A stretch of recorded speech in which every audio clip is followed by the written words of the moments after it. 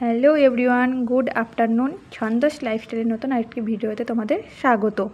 তো শীতকালে আমরা সাধারণত পিঠেপুলি খেয়ে থাকি। মকর সংক্রান্তির দিন থেকে শুরু হয় এই পিঠেপুলি। কোনো রকমই পিঠেপুলি করিনি। তো এখন যেহেতু বাড়িতে নেই, বাড়ি থেকে অনেক দূরে, মাও করে খাওয়াতে পারবে না, শাশুড়ি মাও করে খাওয়াতে পারবে না। আমি আর আমার হাজব্যান্ড এখন থেকে আমরা ফৌজি কোয়ার্টারে। আর আমার হাজব্যান্ড যেহেতু চাকরি সূত্রে সব অনুষ্ঠানে বাড়ি যেতে পারে না, তাই সেরকম কোনো খাবারই তার খাওয়া হয় না। সেই কারণে যেহেতু আমি তার কাছে আছি, তাই ভাবলাম যে তাকেই তার পছন্দ মতো কিছু খাবার করে দেওয়ার চেষ্টা করি। তো যেরকম ভাবনা সেরকমই কাজ। আমি তার জন্য তৈরি করছি দুধ গোকুল পিঠে। সে প্রচণ্ড খেতে ভালোবাসে। তো ঘরে দুধ ছিল, প্রথমে আমি 500 দুধ মেরে সেটাকে খোয়া ক্ষীর করে নিয়েছিলাম। আর দেখতে পাচ্ছ খোয়া ক্ষীরটাকে আমি ভালো করে মেখে নিয়েছি যাতে কোনো রকম গোটা না থাকে। তারপর সেটিকে লিচি কেটে মন্ডার মতো করে নিয়েছি। এই যে আমার মন্ডার মতো হয়ে গেছে। কোয়ার্টারে তো এখন আমরা দুজনই, সেরকম কোনো কাজ থাকে না, খাও দাও ঘুমাও আর ঘুরে বেড়াও। সেই কারণেই বসে বসে যে কিছু করি আর কিছু শেখাও হয়ে যাবে।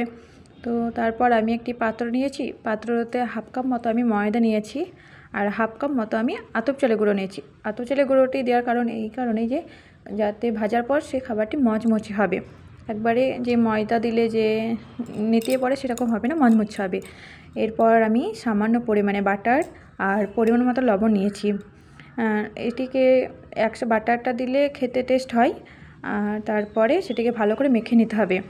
আর আমি এটিকে দুধ দিয়ে মেখেছি, কারণ দুধ দিয়ে মাখলে আরও বেশি টেস্ট। আর আমি যেহেতু এটি দুধ গোকুল পিঠে করব, তাই এখানে সব উপকরণটাই আমার দুধের। এখানে আপনারা বাটারের বদলে তেলও ব্যবহার করতে পারেন, আর দুধের বদলে জলও ব্যবহার করতে পারেন।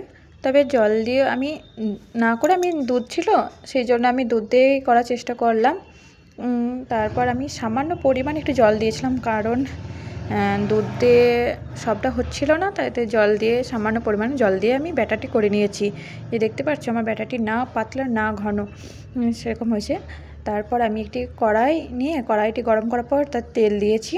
আর তেলটাও আমি একটু সামান্য ব্যাটার দিয়ে দেখলাম যে তেলটা ভালো মতো গরম হয়ে গেছে। এরপর আমি সেই মন্ডাটি কাঁটা চামচের সাহায্যে আমি মন্ডাগুলো ব্যাটারের মধ্যে অল্প অল্প করে দিয়ে আমি ভালো মতো করে তেলে ভেজে নিয়েছি। আস্তে আস্তে আমার সব মন্ডাগুলো ভাজা হয়ে গেছে। এরপর আমি একটি কড়াই নিয়েছি, কড়াইতে চিনি আর দুধ দিয়ে 1 লিটার দুধটিকে আমি ভালো করে মেরে 500 দুধে এনেছি। এরপর আমার দুধটাও যখন ভালো মতো মারা হয়ে গেছে, আমি তার মধ্যে অল্প অল্প করে আমার যে গোকুল পিঠেগুলো ভাজা ছিল সেগুলো আমি দুধের মধ্যে দিয়ে ঢাকনা দিয়ে দেবো। আর কিছুক্ষণের জন্য রেখে দিলে আমার তৈরি হয়ে যাবে দুধ গোকুল পিঠে। আর এইদিকে দেখতে পেলে বরমশাই চলে এসে ডিউটি থেকে, সে এসে দেখছে আমি কি করছি। ব্যাস, ভিডিওটি কেমন লাগলো অবশ্যই কমেন্টে জানাবে।